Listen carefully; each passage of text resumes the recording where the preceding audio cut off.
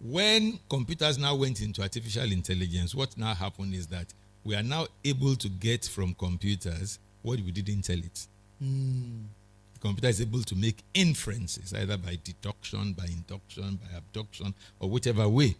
They're able to make inference. So that's the major thing a major thing in artificial intelligence, that we have not got to a point where we can make the computer infer what we have not told it from what we've told it. Now, with the development of what we now refer to as generative AI, that is artificial intelligence that can create artifacts.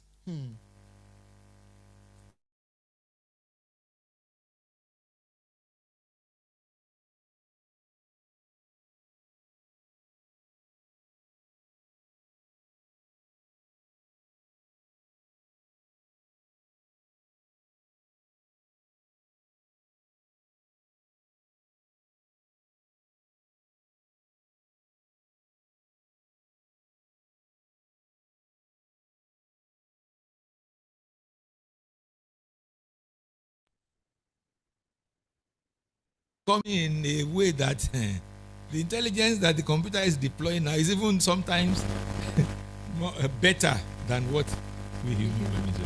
So there are issues to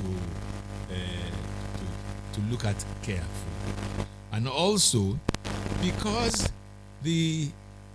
most of the artificial intelligence that we are deriving from machines are inferred from what human beings made available to the machine. So whatever biases, whatever errors, whatever inadequacies that attend what the part of the computer will be amplified and fed back to us. And that's why one of the things that ChatGPT does to you is that it hallucinates. It tells you what doesn't exist. You say, I'm looking for a publication that they say, that publication was written by so and so. I say, how come I don't know this publication? And then when you look at it, but the thing is honest though. If you push it well, you say, actually, I'm sorry. Yes. Because I once asked ChatGPT, I said, what is the tribe? It defined tribe. I said, So is Yoruba a tribe? He said, yes, it's a tribe. I said, is English a tribe? He said, English is not a tribe. I said, what's the difference? He said, yeah, I'm sorry. I said, but you already said that. Say, I'm sorry. Said, I'm sorry 8 times. Wow. So you must learn to push ChatGPT to say, I'm sorry. Otherwise, you will fail.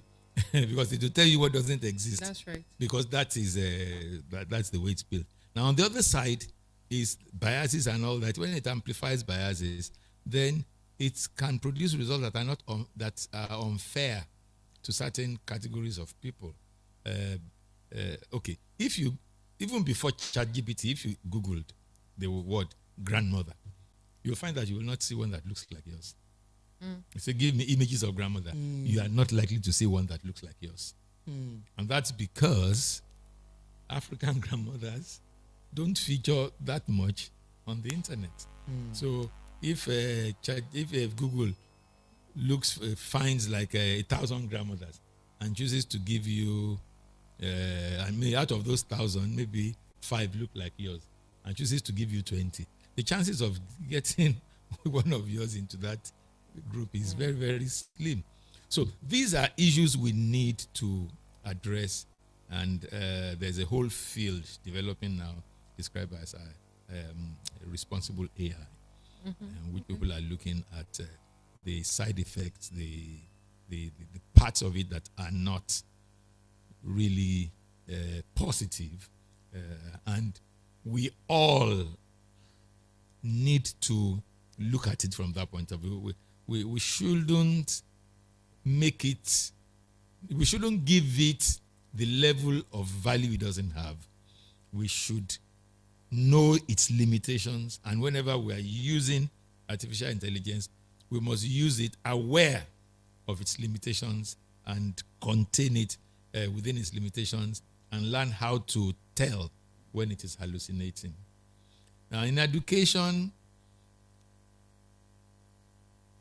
you see, every technological innovation always presents two options. It can either kill certain things or enliven that thing, whatever it is. So to deploy these technologies in ways that improve rather than reduce is important. So one possibility is that artificial intelligence can make students so lazy that they do not exercise their intellect anymore. And meanwhile, the reason why we say things like academic discipline is because the whole process is that of engaging Mental in rigor. rigor, disciplining yourself, and entering into cerebral activities, because you learn to do by doing. When you subject your faculty to work in a particular way, it tends to get better doing that kind of thing. That's just like athletes, an athlete who wants to run for all these Olympics every 4 years. Somebody runs for 4 years just because he wants to run for 9 seconds in the 100 meters. So you learn to do by doing.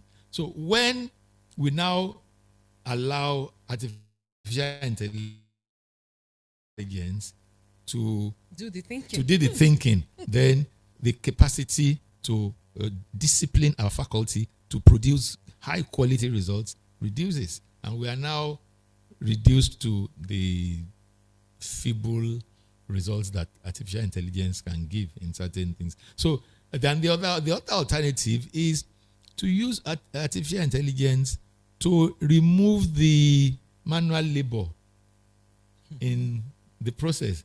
You now get the information and now sit down, distill the information, mix it, synthesize, produce new things. Because if you were to sit down, read a whole book just to get one line of a gem, that's not very efficient. So you can use artificial intelligence to improve the efficiency of your work rather than using artificial intelligence to improve your laziness. Right. One question, sir. So do you feel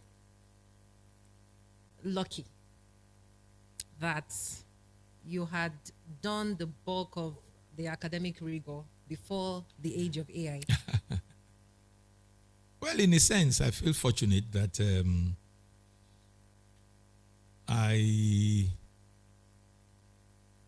that some of the things I've done, I had to apply certain levels of rigor. But the card index with which my father did his PhD, I still have it. Wow. Little cards where he writes a point, then puts it and then puts a metal thing through it so that it doesn't. It's a box, a wooden box, and then it puts gathers, topics. And each time I look at, I just imagine, how did he do this thing? I remember I was still young then. I remember there was an issue because he did his PhD, it had to do with Yoruba in the University of Bristol. And the professor in the University of Bristol said, no, this is not how to write Yoruba. You should tone mark it. And he said, if you don't tone mark it, we'll give you a master's and you can go. So I remember I had to bring the whole thing back to and sat down